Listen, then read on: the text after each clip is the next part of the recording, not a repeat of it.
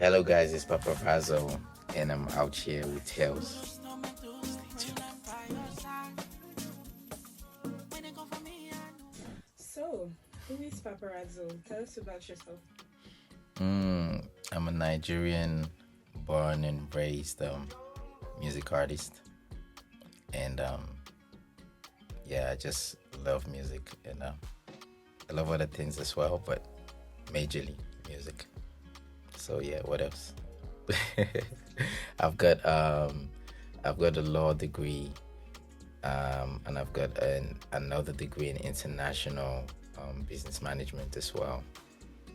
But I still chose music.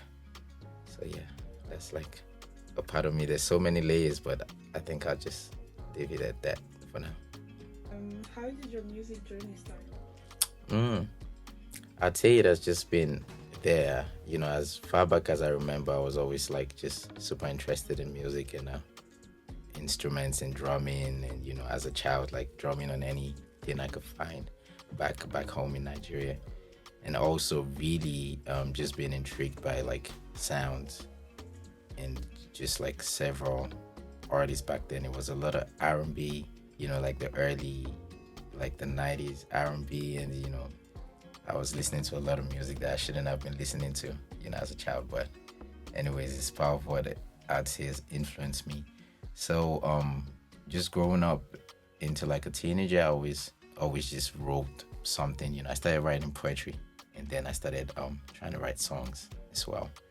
And I guess that's how I started. I probably recorded my first song in like 2011 in some really small studio. But yeah, ever since then, it's just been, doing stuff in music one way or the other. Your song Centered in You is your biggest success on Spotify with Yeah. more than 1.5 million streams. Yeah. Did you expect that? No, absolutely not. Because when we made the song, it was so random. I had that song. I remember I traveled to like Germany to link with some of my friends who make music as well, and I played it, and I was like, I don't know. I played two songs. I was like, I don't know which one to put out, but I really want to put this out because I just feel like it's a song that needs to be out there, and that's for me. It wasn't about creating a song that would be like a hit. It was just creating something that was just gonna be pure. You know what looks good? Sunset, say you by my side. You be very special woman. It takes a real man to recognize. We've got issues, but I miss you when you leave. If you come closer. And that's what we did with that song. And I put it out, and it just went crazy. And I feel like the best part for me is just getting messages from people and text and DMs from people on how much the song has impacted them, positively. It's a song that gives hope, especially when just with the way love and romance is right now. Like that's like my contribution into the world of just like we need more romance in the world. So yeah, I did not expect that, but I'm glad it did that. How would you describe your path from the beginning of your career to your latest single, Darling? You mean like the sound? Yeah, like the crazy thing is when I started out making like hip hop music. I used to do like I was listening to a lot of rap music, and I used to do a lot of rap back then, but I was always singing as well because I started out back then singing. Yeah, my girl left me for a richer man. Yeah. But then I did some hip hop, and so far like the sound has changed, and I feel like at some point I struggled with how best to present myself because I do just way too many sounds, and sometimes it's like, how do I present myself to the people? But now I just do whatever I feel like doing, sound wise. And the latest single now is like a mixture of so many things. It's got Afro, a little bit of amapiano, and some pop, and R&B styled vocals, and it's about love too. So I feel like there's just gonna be so many other things coming. So I don't really like to speak about like a specific sound, but there's so far it's just a lot of growth. You're my darling, you're my darling.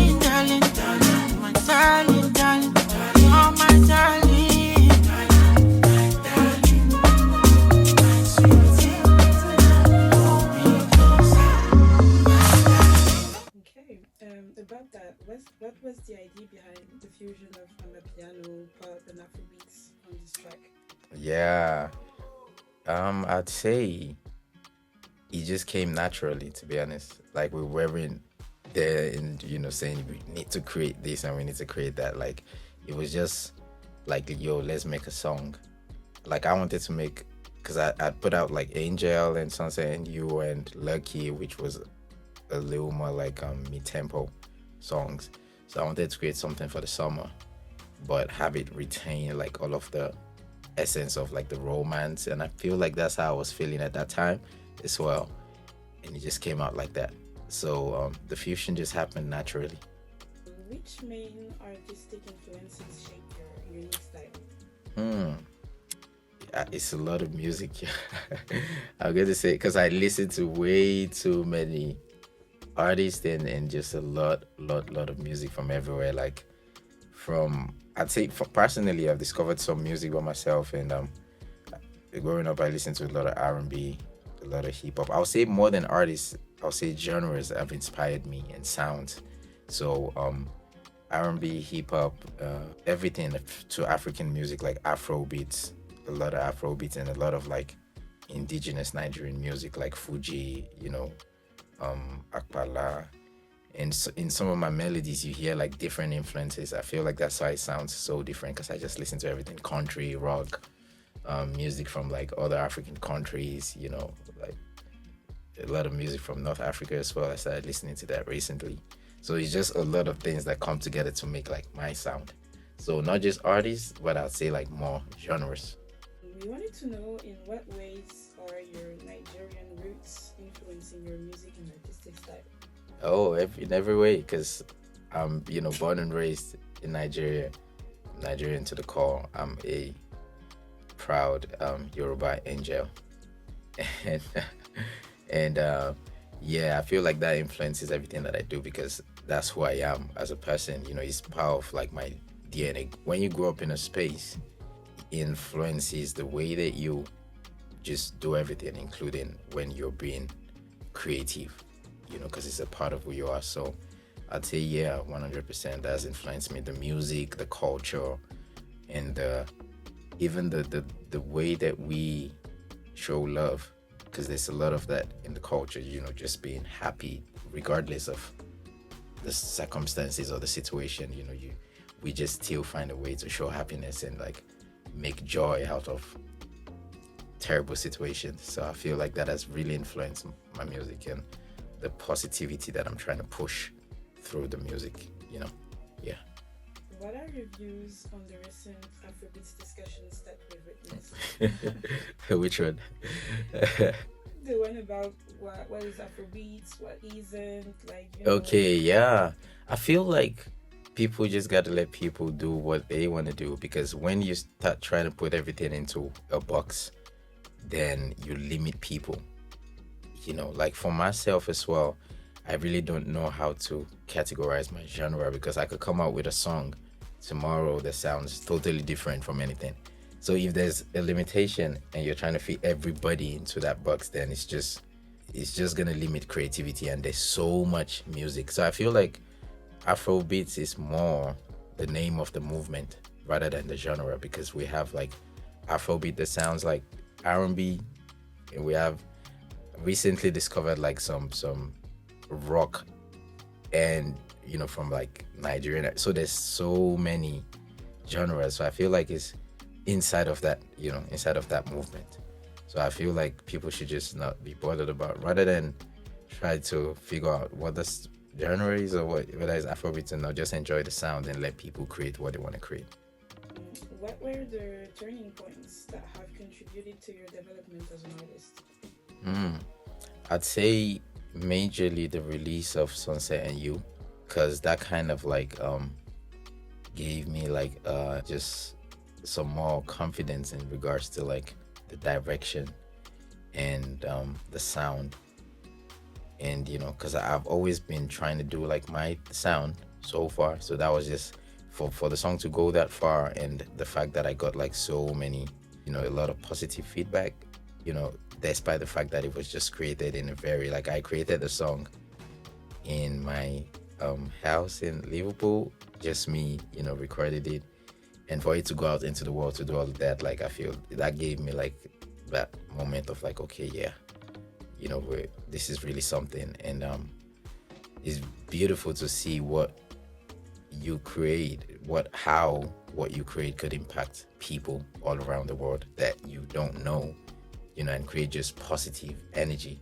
So for me, that was kind of like a moment, of really good and fulfilling moment for me with that song, and all the songs that I followed as well, Angel, Lucky, and consistently just putting out stuff that impacts people, that impacts me as well. Did you face big challenges as an artist, and how did you go through it?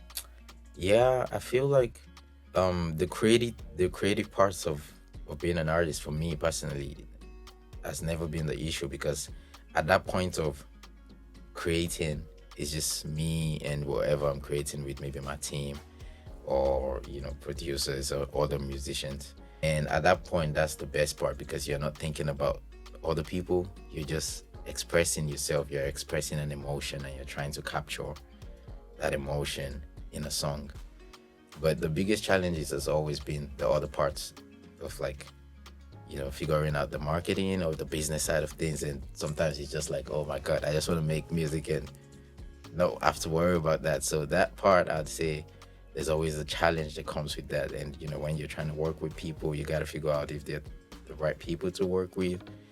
But I'd say the way that I face those challenges is always just been going off energy, going off intuition and energy and instinct. And I feel like once you're like spiritually solid, you would have like just instinctively choose the right things, and whatever you choose to do is always what's meant to be. Can you tell us some insights about the projects you're currently working on? Yeah, so it's called Do You Believe in Soulmates? Yeah, and I feel like that's a question I want to ask everybody. Like, do you believe in soulmates? I do. You do, yeah? Yeah. So I feel like a lot of people believe in soulmates, but then there's the definition of it as well for everybody, which might be different. Like, what's a soulmate to you might be different from what's a soulmate to someone else.